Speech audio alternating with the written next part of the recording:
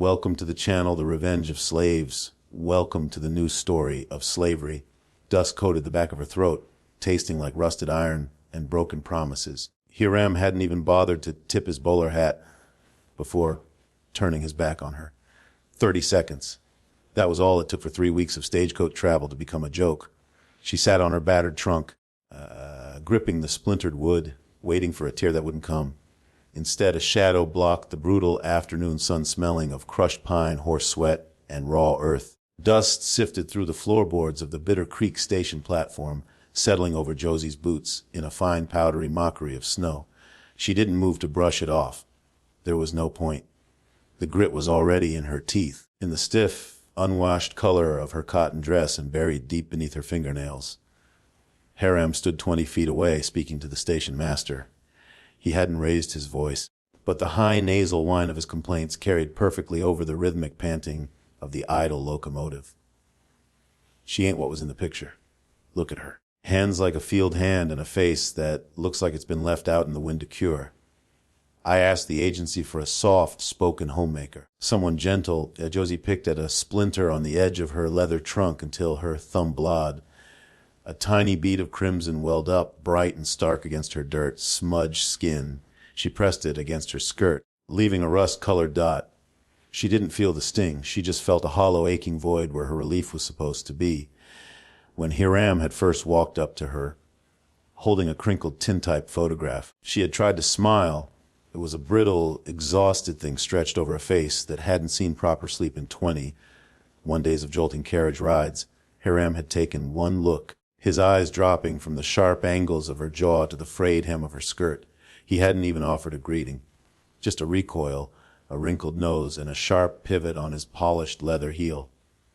Now she was stranded. The heat of the afternoon was oppressive, pressing down on the town of Bitter Creek like a heavy woolen blanket. A fly buzzed relentlessly near her ear. A group of local women, their calico dresses crisp and their parasols casting neat shadows, whispered behind gloved hands as they passed the depot. Their pity was thicker than the heat and twice as suffocating. Josie swallowed hard. $2.14. That was the entirety of her wealth tied securely in a handkerchief inside her corset. It wouldn't buy her a ticket back east. It barely bought a week's stay at the boarding house across the street, assuming the proprietor didn't charge extra for the sheer disgrace radiating off her. She could cry. It was what a proper woman would do. It was what the women with the parasols expected her to do. Weep into her hands, beg Hiram for mercy, or throw herself at the mercy of the town reverend. Instead, a dry, cynical laugh scraped up her throat.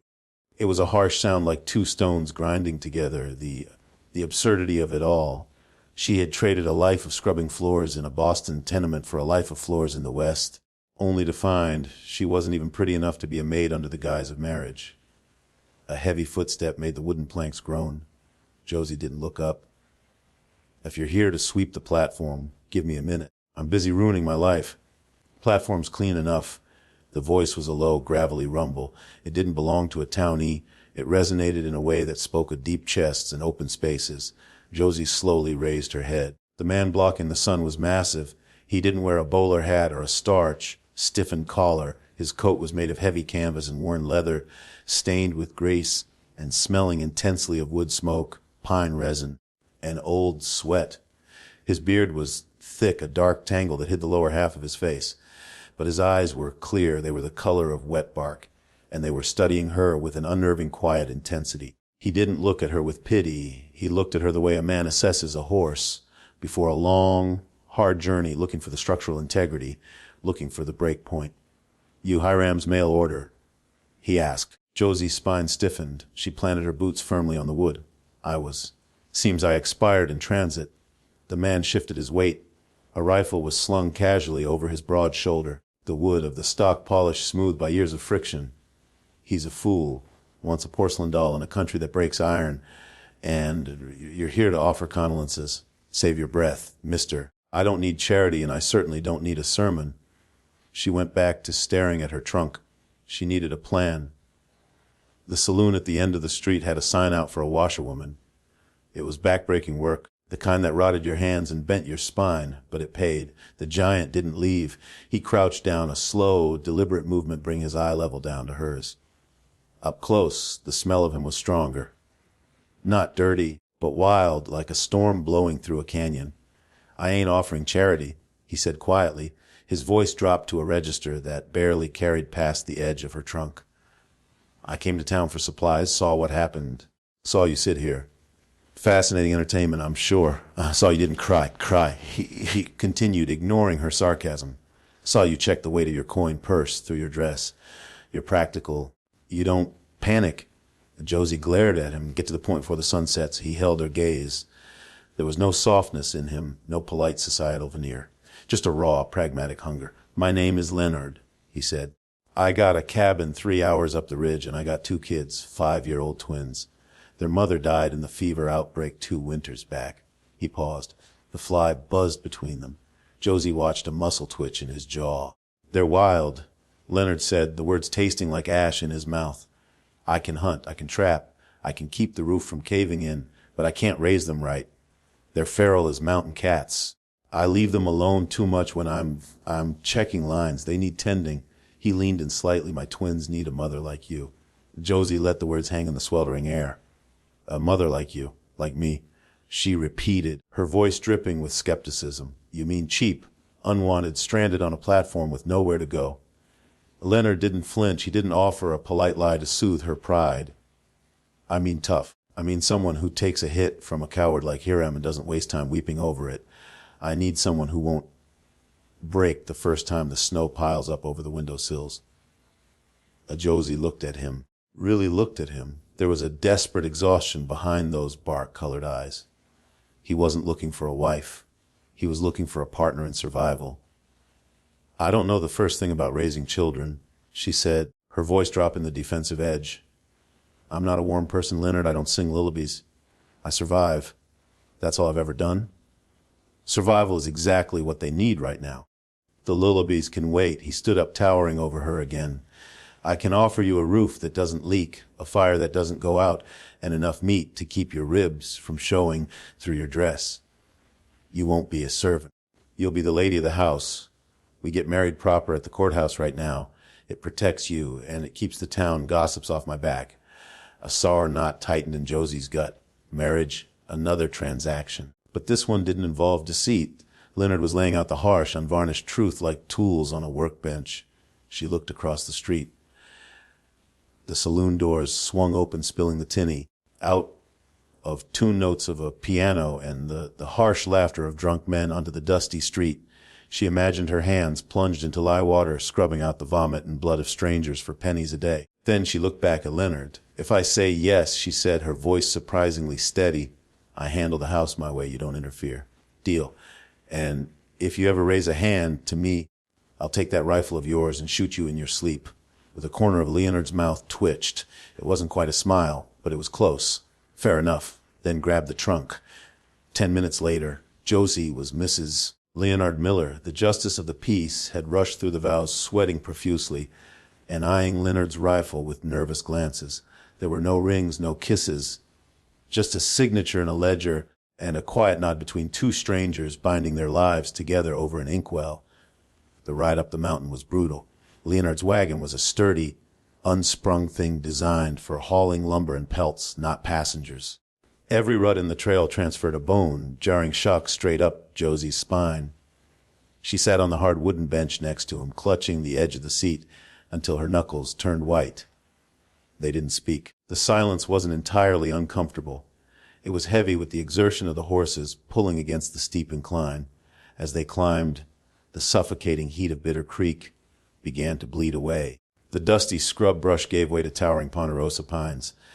The air grew thinner, sharper, carrying the scent of damp earth, decaying needles, and the icy tang of distant snowmelt. It was clean. For the first time in her life, Josie took a breath that didn't taste like soot or horse manure.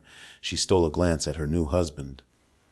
Leonard's hands on the reins were massive, the skin scarred and calloused from a lifetime of hard labor. He drove the team with subtle, expert motions. He was entirely in his element here, the tension in his broad shoulders easing the further they got from civilization. How long since they saw a woman? Josie asked, the grinding of the wagon wheels almost drowning out her voice. 2 years. Leonard answered. He didn't look at her, keeping his eyes on the narrow, treacherous trail. Since Sarah and Emmett were 3, they barely remember her. What do they eat when you're out trapping? Jerky. Biscuits I leave on the table. Whatever they can reach. Josie closed her eyes. A fierce, unexpected wave of anger washed over her, not at Leonard, but at the sheer, terrifying vulnerability of it all. 2 toddlers left alone in the wilderness with nothing but tough meat and cold bread. The reality of what she had just agreed to settled heavily onto her chest. She wasn't stepping into a home. She was stepping into a rescue mission. We're here. Leonard murmured, pulling back on the reins. Josie opened her eyes. The wagon groaned to a halt in a small clearing carved out of the dense pine forest.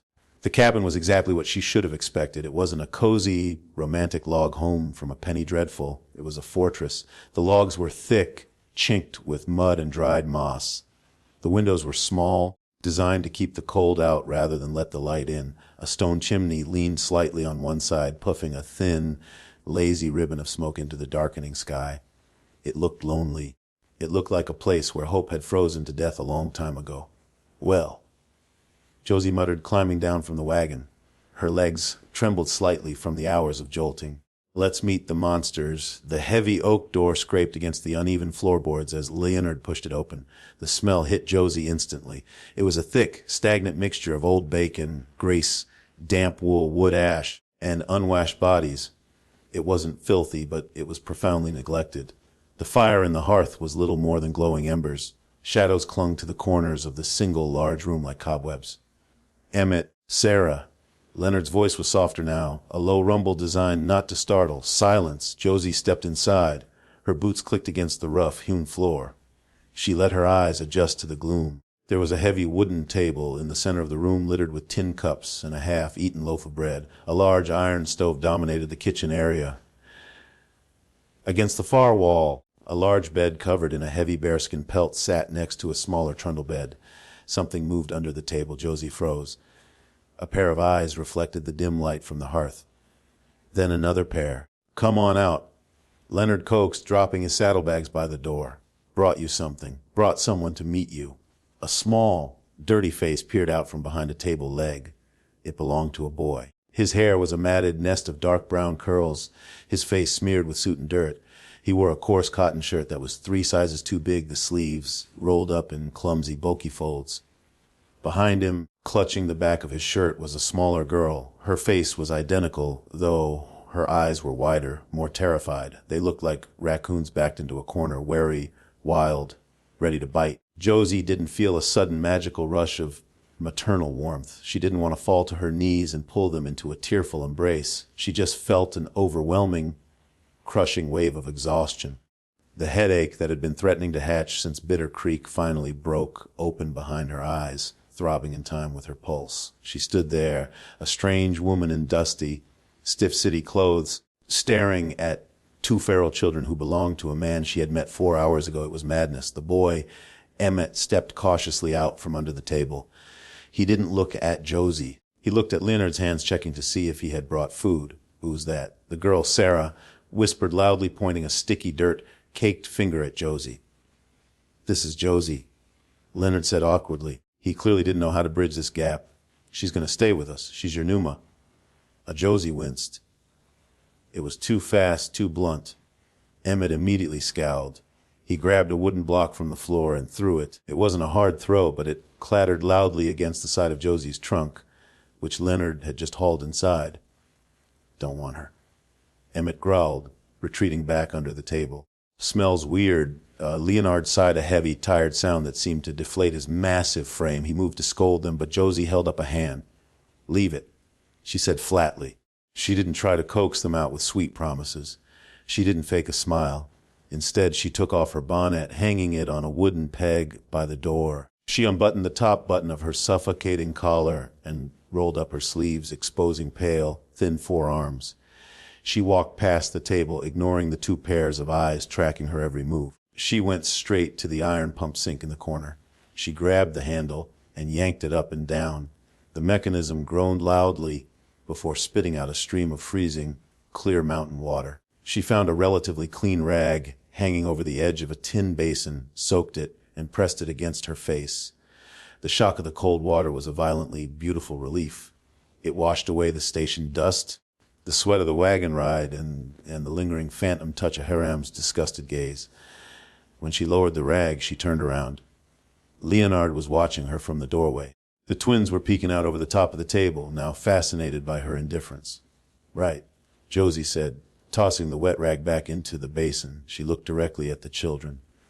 "I smell weird, and you smell like a badger's den. We're going to fix one of those things before sundown." "Leonard, where's the soap?" Leonard blinked, taken aback by the sudden shift in command. "A cupboard next to the stove. Lye soap. Get it, and get a kettle boiling." She walked towards the table, her boots thudding with purpose. The children shrank back, but she didn't reach for them. She simply picked up the half-eaten bread, sniffed it, and frowned. "And tomorrow I'm teaching you how to bake something that won't crack a tooth." Emmett stared at her, his hostility momentarily replaced by sheer confusion. Adults usually yelled at him or ignored him. This woman was doing neither. She was simply reorganizing his world with frightening efficiency. Josie met Leonard's eyes across the room. There was no romance in the cramped, smelly cabin. There was no tender music swelling in the background. There was only a filthy floor, 2 scared children, and a mountain man who looked like he was barely holding the sky up. It wasn't a fairy tale, but as Josie rolled her sleeves up a little higher, grabbing a broom from the corner, she realized something profound. Nobody was asking her to be pretty. They were just asking her to be strong. And that finally was a job she knew how to do. The kettle shrieked a high, thin whistle that cut through the sullen silence of the cabin. Josie grabbed the iron handle with a folded flour sack, the heat radiating through the thin cotton and biting into her palm. She hauled it off the stove, her shoulders screaming in protest, and dumped the boiling water into a galvanized tin-wash tub sitting in the middle of the floorboards. Steam rose in thick, lazy clouds, carrying the sharp alkaline sting of the yellow lye soap Leonard had unearthed from a dusty cupboard. It didn't smell like lavender or rose water. It smelled like rendered animal fat and wood ash. It smelled like work. "All right," Josie said, dropping the heavy soap into the water with a hollow thunk. She grabbed a bucket of cold water by the door to temper the heat. Who's first? Emmett and Sarah were backed against the rough logs of the far wall, their small hands gripping the edge of the bearskin pelt on the bed. They looked at the steaming tub as if Josie had just dragged a cauldron of boiling oil into the room. "No," Emmett said. It wasn't a child's whine. It was a guttural, panicked refusal. Josie didn't sigh. She didn't offer a gentle smile. She walked over, her boots heavy on the wood, and reached for the boy. Emmett reacted like a cornered badger. He scrambled backward, his boots kicking out, catching Josie squarely in the shin. A sharp spike of pain shot up her leg, and a curse died on her tongue. She grabbed him by the collar of his oversized shirt, hauling him forward. He twisted his teeth, sinking into the meat of her forearm. Josie hissed. The pain sharp and bright, who had been quietly feeding logs into the hearth, stood up abruptly, his massive frame casting a looming shadow. Emmett let go. "Leonard, stay there." Josie snapped over her shoulder, not breaking eye contact with the thrashing boy. She didn't strike like Emmett. She didn't yank her arm away, which would only tear the skin. Instead, she stepped into his space, pressing him gently but immovably against the side of the bed, pinching his nose shut with her free hand. Emmett gasped for air, his jaw snapping open. Josie pulled her arm back. A neat semicircle of deep red indentations marked her pale skin, already beginning to bruise. She looked at the boy.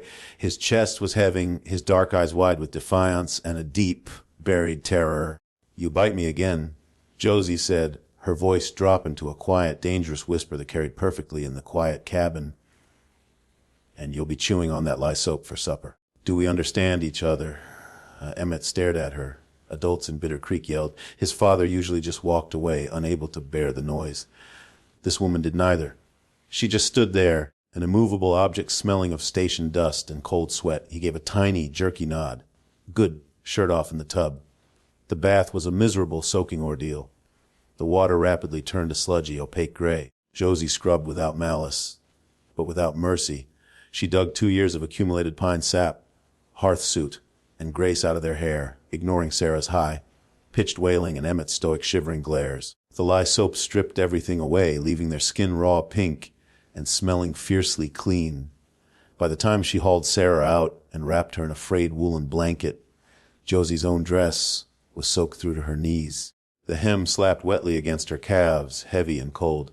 Her knuckles were scraped from the edge of the tin tub, and her back ached with a dull, rhythmic throb.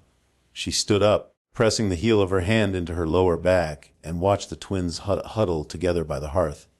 They looked smaller without the layers of grime. Vulnerable. The feral edge had been temporarily scrubbed away, leaving just two tired, shivering 5-year-olds.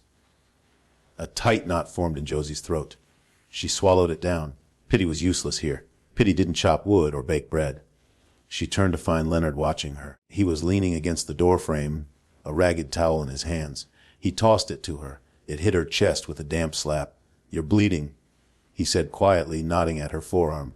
Josie dried her hands, the rough fabric catching on her cracked skin. "I'll live. They're clean. That's one less thing for the fever to cling to." Leonard walked over to the tub, grabbing the handles. His muscles bunched under his canvas coat as he effortlessly hoisted the heavy, sloshing tin and carried it out the front door, dumping the gray water into the dark brush with a heavy splash.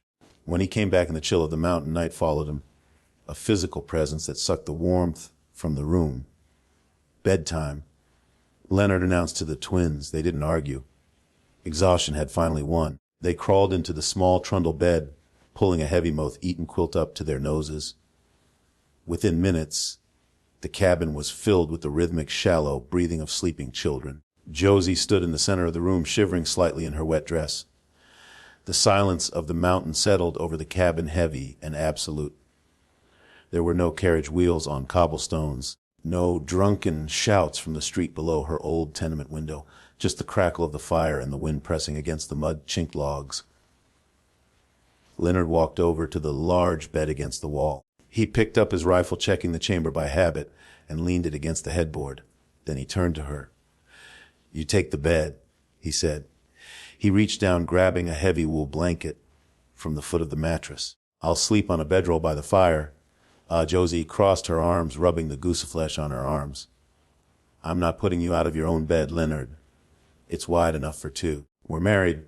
He paused, the blanket half unfolded in his hands.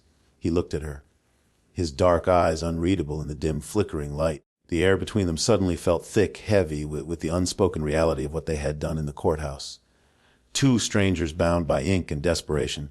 "Josie," he said, his voice rough, "you've had a day. You're exhausted, you're wet, and you've got a bite mark on your arm. I ain't asking you to perform duties. I'm asking you to get some sleep." A flush of heat crept up Josie's neck, burning against the cold air. She wasn't used to men who considered her comfort before their own expectations. "I know," she replied, keeping her voice steady. "But that floor is freezing. I'm not starting our arrangement by forcing you to sleep like a dog while I take the only mattress I sleep on the left." Leonard stared at her for a long moment, a muscle ticking in his jaw. Finally, he nodded slowly. "Swit yourself." He turned away, pulling off his heavy boots. They hit the floorboards with a dull thud. He didn't take off his trousers or his undershirt.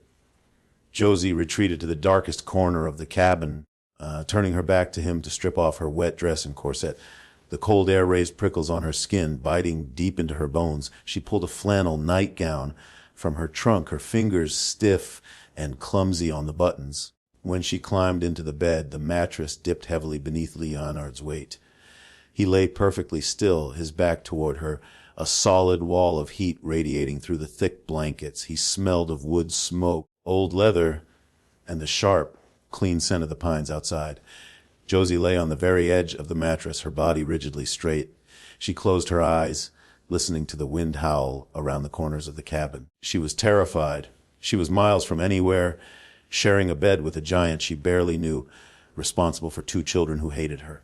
But as the deep, steady rhythm of Leonard's breathing filled the quiet space, the tension in her jaw slowly unwound. It wasn't Boston, it wasn't Hiram's pathetic sneer, it was a roof.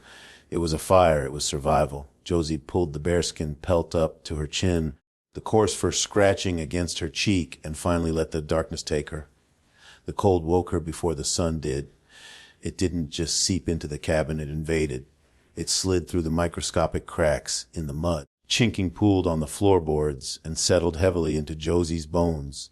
She opened her eyes, her breath plumed in the dim gray light of the dawn, a tiny white ghost that vanished into the freezing air. The space beside her was empty. The blankets were thrown back, holding only a residual fading warmth. Josie sat up, pulling her knees to her chest.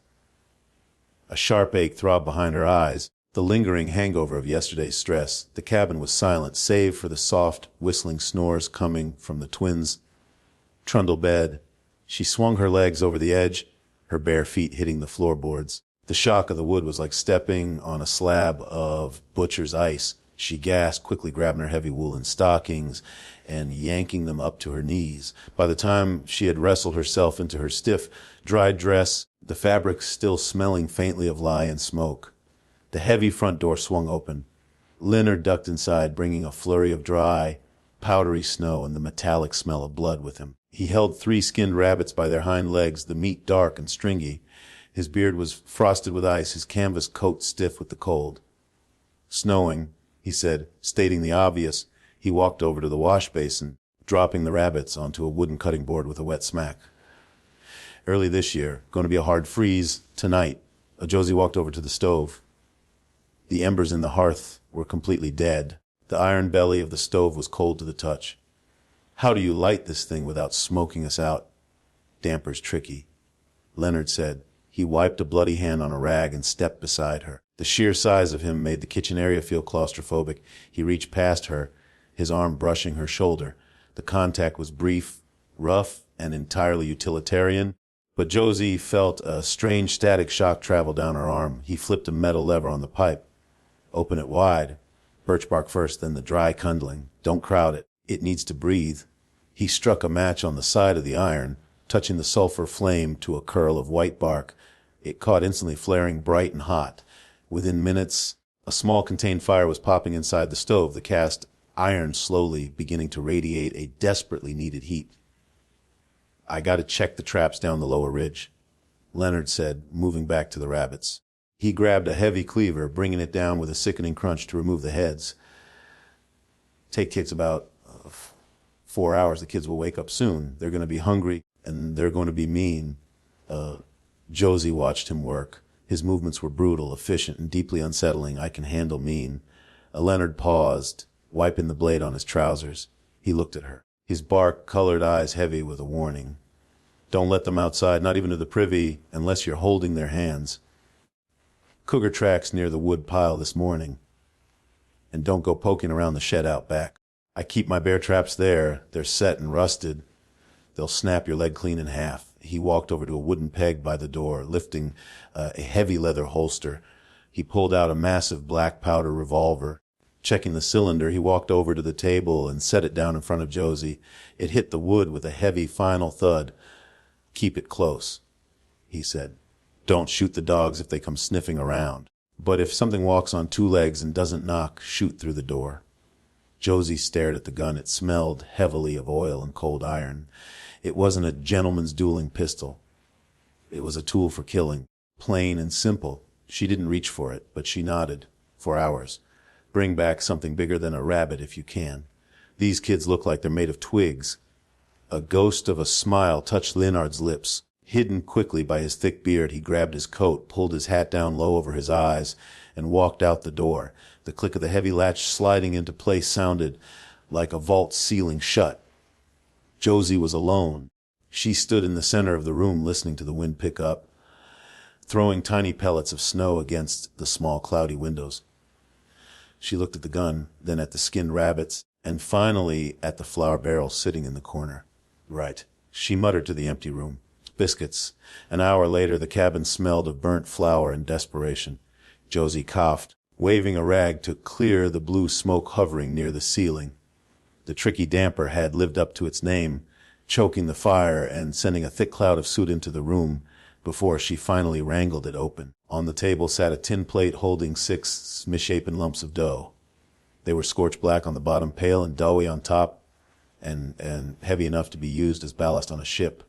She hadn't known the ratio of lard to flour. and she certainly hadn't known how to judge the heat of an iron stove. A quiet rustle drew her attention. Emmett and Sarah were standing by the edge of the trundle bed. They were still in their night clothes, shivering slightly. Their faces were clean, which only highlighted the dark circles under their eyes and the sharp jut of their cheekbones. They stared at the table. Then they stared at Josie. "Breakfast?" Josie said, leaning against the counter. She felt a flush of genuine embarrassment. Scrubbing floors she could do. Cooking on a temperamental frontier stove was a different beast entirely. Emmett walked slowly to the table. He reached out, poking one of the biscuits with a dirty fingernail. It didn't yield. He picked it up, sniffed the burnt bottom, and dropped it back onto the tin plate with a loud clatter. "Burned," he croaked. His voice was hoarse from sleep and yesterday's screaming. Astute observation. Josie replied dryly, "I'm not a chef, Emmett. I'm doing the best I can with a stove that hates me." Sarah hid behind her brother, her wide eyes locked on Josie's bruised forearm, a silent reminder of yesterday's violence. "One pa's jerky," she whispered. "Pa took the jerky with him." Josie lied smoothly. The jerky was actually hidden in the top cupboard. She had found it while looking for salt. It was tough, leathery stuff, and she wanted them to eat something warm, even if it was flawed. "This is what we have." Emmett crossed his arms, mirroring a stance he had undoubtedly seen Leonard take 100 times. "Not eating it. Tastes like ash." Josie didn't argue. She didn't try to coax them with a sweet maternal tone. She simply pulled out one of the heavy wooden chairs, sat down, and picked up the least ruined biscuit. She broke it open. The inside was sticky and dense. Releasing a faint wisp of steam, she took a bite. It was awful. It tasted like scorched grain and lacked any kind of salt. It stuck to the roof of her mouth like glue. She chewed deliberately, forcing herself to swallow without grimacing. "Sweet yourselves," Josie said, taking another bite. "But your pa won't be back for hours. The coggers are out, so you aren't leaving the cabin. If you want to sit there and let your stomachs growl until noon, that's your choice. I, however, have a floor to scrub." She didn't look at them. She kept eating, staring fixedly at the frosted window. The silence stretched thick with a stubborn tension. Josie could feel them watching her, waiting for her to break, waiting for her to yell or force the food into their hands. 10 minutes passed. Josie finished her biscuit, brushing the charred crumbs off her lap. She stood up, walking past them to the water pump. As she grabbed the iron handle, she heard a scrape. She glanced over her shoulder. Emmett had pulled out a chair. He climbed onto it, reaching across the table.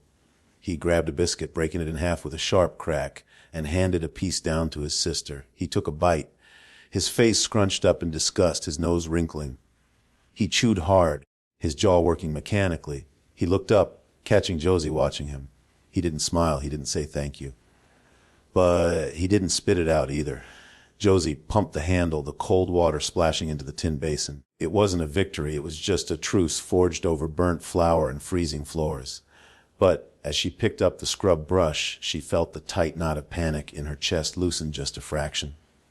They were feral. They were angry and they were grieving, but they were survivors just like her. Splinters dug into the heels of Josie's hands, sharp and unforgiving. She ignored them, bearing down on the stiff bristles of the scrub brush. The floorboards of the cabin were deeply grooved, holding on to 2 years of compacted dirt, spilled grease, and ash. It wasn't yielding easily. Every swipe of the brush sent a spray of freezing gray water across her soaked knees. Her lower back burned, a hot, tight band of muscle threatening to seize entirely, but she didn't stop. She couldn't.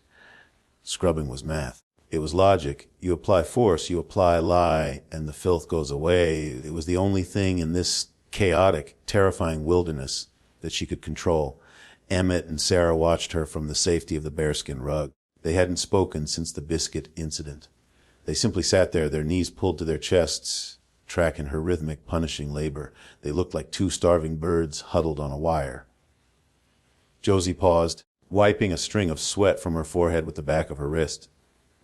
The air in the cabin was warming up, thick with the smell of wet wood and raw soap. She dunked the brush back into the tin bucket. The water was pitch black. "Don't suppose either of you knows where your father keeps them up?"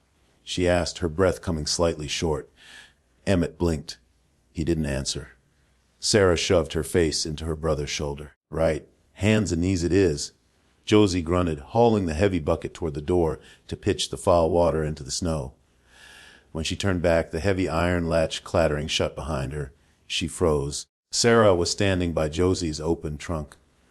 The little girl's filthy fingers were hovering over a folded pale blue silk ribbon, the only pretty thing Josie owned. It was a leftover scrap from a dress she had sewn for a rich merchant's wife in Boston, a stolen luxury that she kept purely to remind herself that softness existed in the world. Josie's instinct was to snap, to yell at the feral child, to keep her grubby hands off her one clean possession.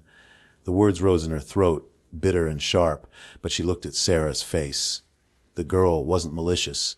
She was mesmerized. Her large hollow eyes were fixated on the pale blue sheen of the fabric, a color that simply didn't exist in the dull browns and grays of her mountain world.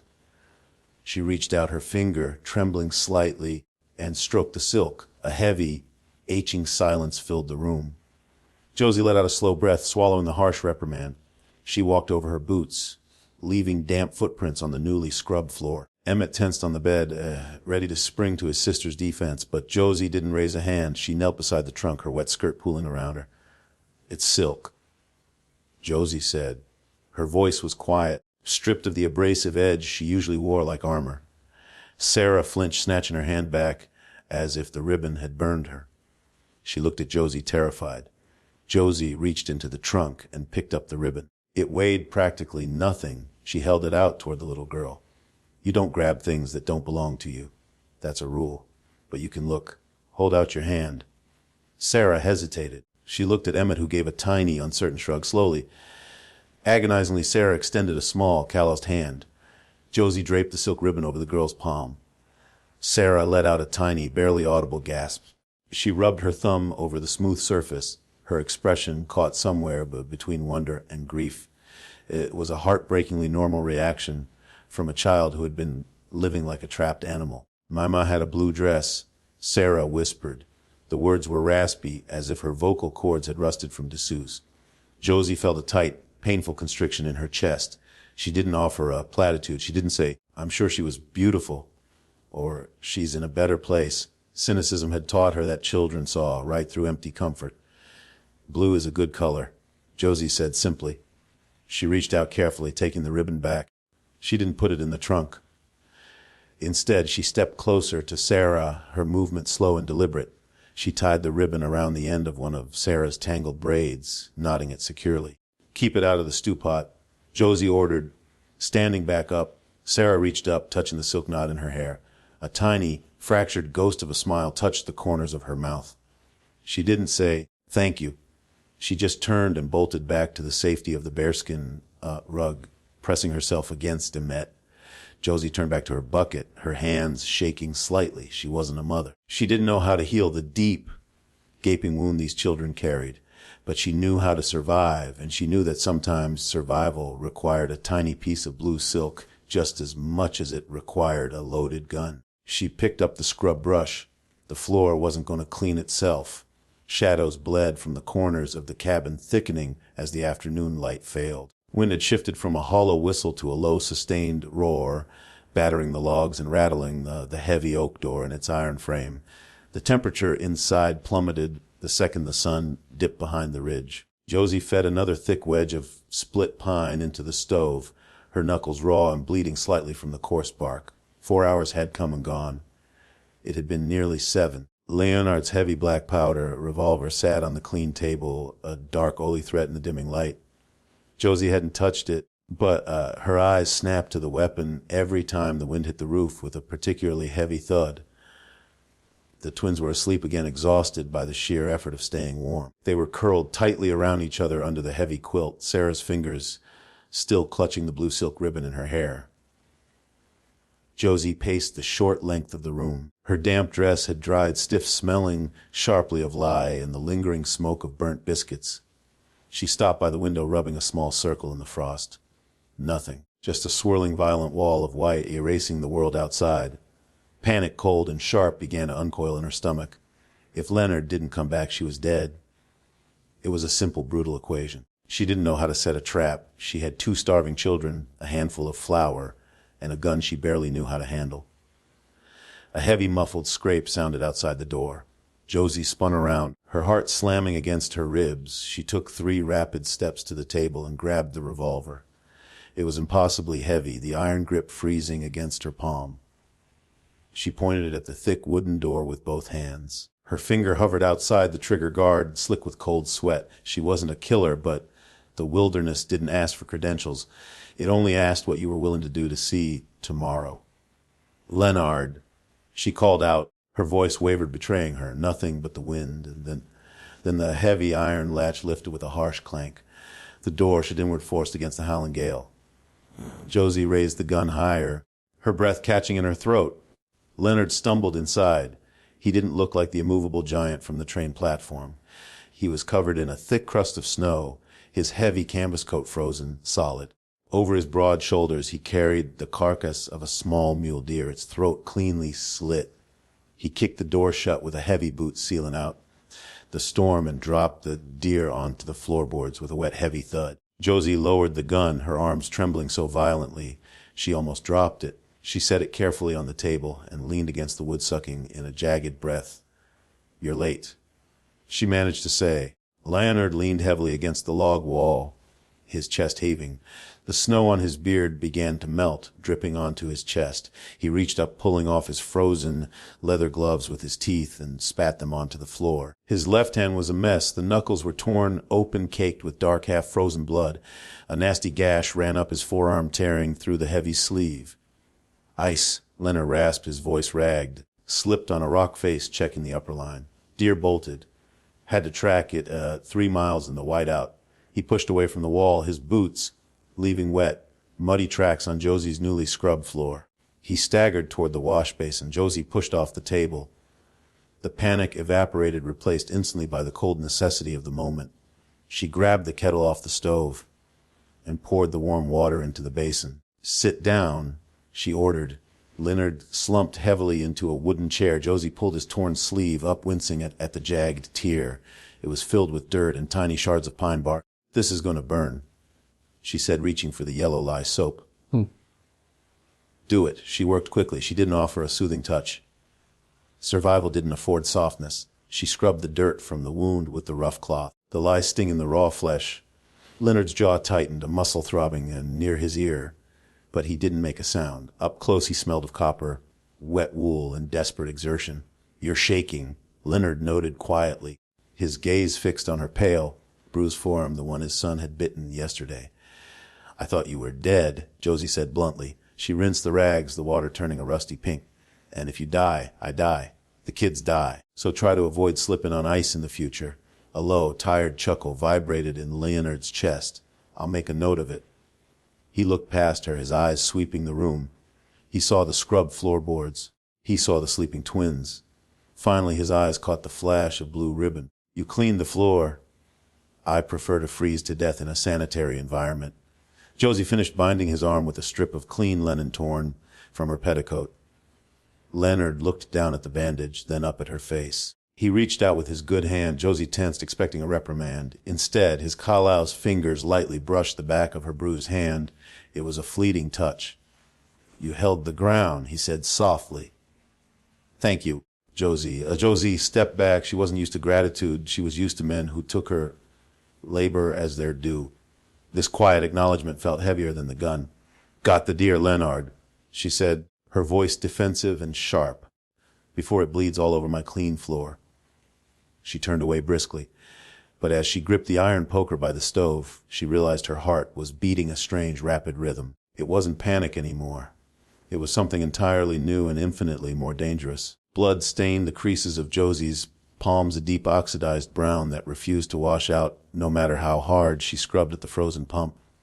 The blizzard had raged for 3 straight days, burying the cabin up to the lower windows in a suffocating wall of white. Inside, the world had shrunk to the perimeter of the cast iron stove.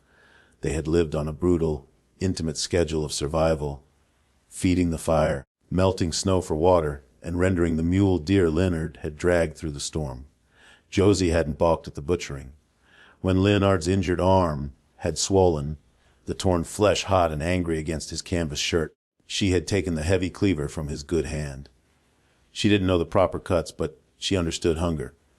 She had hacked the meat into roasts and strips, her shoulders burning, her boots slipping on the bloody floorboards. Now the storm had finally broken, sunlight painfully bright, fractured through the frost on the glass. The cabin smelled thickly of roasting venison, wood ash, and the sharp medicinal tang of the pine pitch Josie had boiled to draw the infection from Leonard's arm.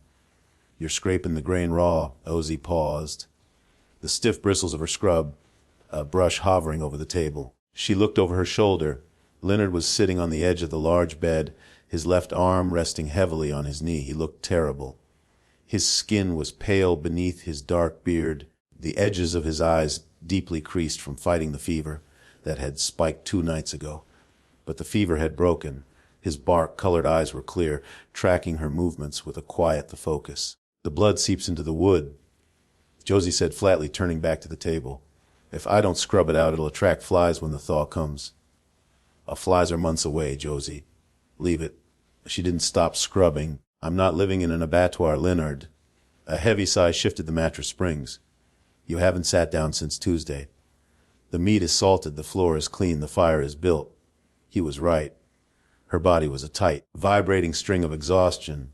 Her lower back throbbed with a dull, rhythmic ache, and her bruised form, where Emmett had bitten her, had faded to a sickly yellow, tender to the touch. But stopping meant thinking. Stopping meant acknowledging the terrifying claustrophobic reality that she was trapped on a mountain with a man she barely knew, caring for children who weren't hers. A small, dirty hand suddenly appeared in her peripheral vision. Josie froze. Emmett stood beside her. He didn't look up at her face. He just stared at the scarred wood of the table, clutching a rag piece of firewood against his oversized shirt. Slowly, deliberately, he placed the wood onto the pile she had started near the stove. He didn't say a word. He didn't ask for a burnt biscuit or a piece of jerky. He just turned and walked back to the bearskin rug, sitting cross-legged beside Sarah. The little girl was meticulously braiding the fraying hem of her blanket. The pale blue silk ribbon still knotted securely in her messy hair. Josie stared at the piece of wood. It was a tiny, insignificant chunk of pine. It was also a white flag. A tight, painful lump formed in the back of her throat, thick and hard to swallow. She dropped the scrub brush into the tin basin. The water splashed, breaking the profound silence of the room. She wiped her raw hands on her stained apron, suddenly feeling incredibly unsteady. She walked over to the bed, her boots loud against the floorboards. She didn't sit down. She just stood in front of Leonard, crossing her arms tightly across her chest, a defensive posture she couldn't quite shake. "Let me see the arm," she ordered. Leonard didn't argue. He held out his left arm. The linen bandage she had torn from her petticoat was stiff with dried sap and a faint yellowing seep. Josie unwrapped it carefully. Her fingers, normally brisk and efficient, moved with a surprising, hesitant gentleness. She didn't want to tear the newly formed scabs. When the wound was exposed, she inspected it. The swelling had gone down significantly. The jagged edges of the flesh were knitting together an ugly puckered red, but the hot, terrifying flush of infection was gone. "It's closing," she muttered. She reached for a clean rag on the nightstand, dipping it into a bowl of warm water. She began to clean the dried blood from the edges of the cut. Leonard watched her hands. Her skin was pale, mapped with tiny pale scars from years of needlework and harsh lie, her fingernails chipped and short. They weren't soft hands. They were the hands of a woman who had never been given the luxury of being fragile. "Why did he leave you?" The question was low, devoid of pity, but it struck Josie like a physical blow. Her hand jerked, pressing the wet rag a fraction too hard against his raw skin. Leonard flinched, a sharp intake of breath hissing through his teeth, but he didn't pull away. "Ah, Harem," Josie asked, her voice dipping into a protective, cynical register. She didn't look up, focusing intensely on a speck of dried blood on his wrist. "Because I'm not a porcelain doll." He wanted someone to pour tea and look pretty on his arm at church. He took one look at my face and my boots and decided I was defective merchandise. She braced herself for the platitude, the polite reassurance that she wasn't that bad, that Hiram was just a fool. "I was looking for a pet," Leonard said simply. His voice was a deep, resonating rumble in the quiet cabin. "Not a wife." Josie stopped wiping. She finally looked up, meeting his gaze. Leonard wasn't smiling, but there was a profound, unvarnished respect in his dark eyes. He reached out with his good right hand. He didn't touch her face or offer a clumsy embrace. He just wrapped his large, calloused fingers around her wrist, stopping her nervous scrubbing motion. The heat of his palm sank instantly through her cold skin, grounding her. "You kept my arm from rotting," Leonard said. His thumb brushed over the prominent bone of her wrist. "You fed my kids. You didn't break when the mountain tried to freeze us out. I don't give a damn about pouring tea, Josie. I care about who's standing beside me when the timber snaps." Josie's breath hitched. The cynical armor she had worn since Boston, the thick, heavy shell that kept her safe from disappointment, suddenly felt entirely useless. It was cracking, fracturing under the weight of his blunt, honest assessment. She pulled her wrist back, a sudden panic flaring in her chest. It was too fast. It was too real. "I'll boil fresh bandages," she choked out, spinning away from him and marching toward the stove. Leonard didn't push. He just watched her go, a quiet understanding settling over his exhausted features. He had seen wild things cornered before. He knew that trust wasn't forced. It was earned inch by stubborn inch. 2 weeks later, the mountain broke. The heavy, oppressive silence of the deep freeze was shattered by the sound of dripping water. It was everywhere. It pinged against the tin roof, slipped down the mud, chinking, and gathered in muddy, freezing puddles outside the heavy oak door. The massive icicles hanging from the eaves began to drop, shattering against the packed snow like broken glass. Josie pushed the front door open, the heavy iron hinges groaning in protest. The air that hit her face was still brutally cold, but it had a different texture. It tasted of wet pine needles thawing earth and raw, unfiltered sunlight. She stepped onto the small wooden stoop, holding a tin cup of black bitter coffee. For the first time since she arrived, she wasn't wearing her stiff city dress. She wore a pair of Leonard's old canvas trousers, rolled up at the ankles and cinched tight at her waist, with a leather belt paired with a heavy flannel shirt. It was scandalous by Bitter Creek standards, but out here vanity was a liability. Behind her the cabin was noisy. It wasn't the noise of a feral, frightened silence breaking. It was the chaotic, grating sound of life. Sarah was dragging a wooden block across the floorboards, singing a tuneless, repetitive song under her breath. Emmett was at the table, loudly demanding to know when the bread would be done. Josie took a sip of the scalding coffee, the heat radiating down her throat. She had figured the stove out mostly. The bottoms of the loaves were still a little dark, but they were edible and they didn't taste like ash. A heavy crunch of boots in the slush pulled her attention to the tree line. Leonard emerged from the dense pines. He was carrying a massive deadwood log on his right shoulder, his left arm swinging freely, the bandage finally gone, leaving a brutal, angry scar. He walked with a heavy, rhythmic gait, his breath pluming in the crisp air. He saw her on the stoop and paused, adjusting the weight of the log. Josie didn't look away.